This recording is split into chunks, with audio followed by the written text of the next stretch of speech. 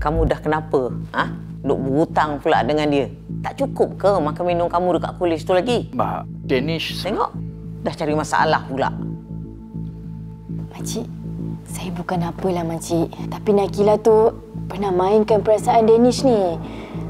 Sebenarnya dia ada banyak sejarah dengan lelaki lain juga makcik. Tapi itulah, saya rasa Danish tak pernah sengaja pun nak pinjam duit dia. Mungkin dia kena paksa kot makcik. Dah kenapa pula? Yelah, orang macam ni kan, mungkin dia nak take over ataupun kontrol Danish ni.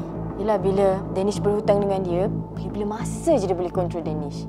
Kejam betul lah manusia ni. Kan makcik kan, muka je nampak baik. Tapi itulah perangai, ya Allah, na'udzubillah makcik. Tapi saya yakin, Danish anak yang baik. Takkan buat benda-benda yang jahat macam tu. Astagfirullah. Makcik, saya ambilkan air untuk makcik.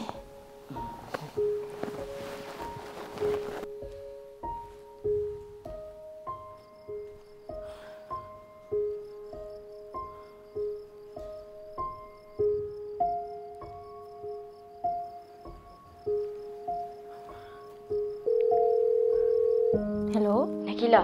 Aku dekat rumah Danish ni. Hah? Kau buat apa dekat rumah Danish? Kau datanglah sini. Ish, tak nak lah. Dah lewat malam lah. Sebenarnya, aku pun tak nak kacau kau. Tapi sekarang ni, Ibu Danish nak jumpa kau. Dia kata nak bincang dengan kau pasal hutang kau dengan Danish. Aduh. Sekarang ni, boleh tak kau fikir pasal orang tua? Kau tolonglah jaga hati dia. Walaupun kau dah tak nak apa-apa pun dengan Danish. Kau datang Yelah, aku datang.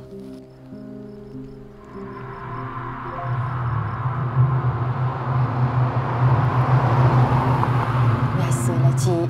Orang macam ni kan, kalau dia nak juga, Makcik. Boleh jadi naik gila angin dia tu, dia datang sini, dia serang Danish. Kamu biar betul, Mira. Tapi semanjang Acik...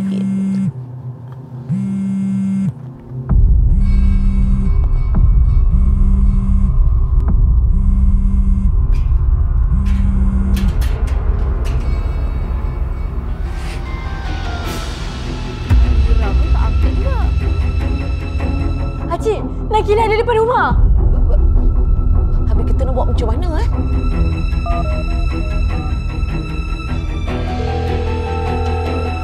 Hello, talian kecemasan. Hello? Polis. Ada seorang perempuan dekat depan rumah saya. Ya, saya tak tahu dia mengamuk ke dekat luar tu. Saya tak tahu, saya takut. Okey. Kita jangan keluar sebab saya takut kalau dia apa-apakan kita. Kita duduk je kat dalam ni.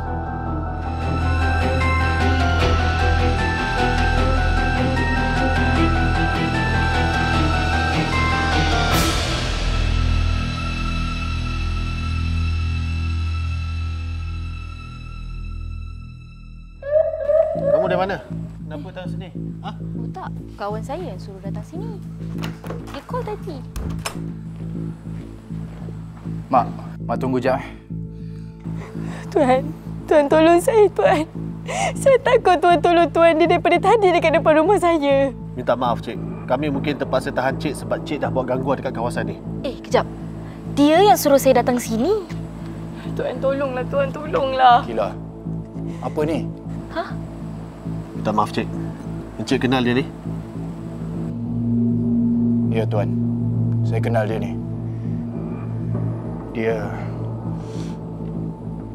Dia ex saya, Tuan.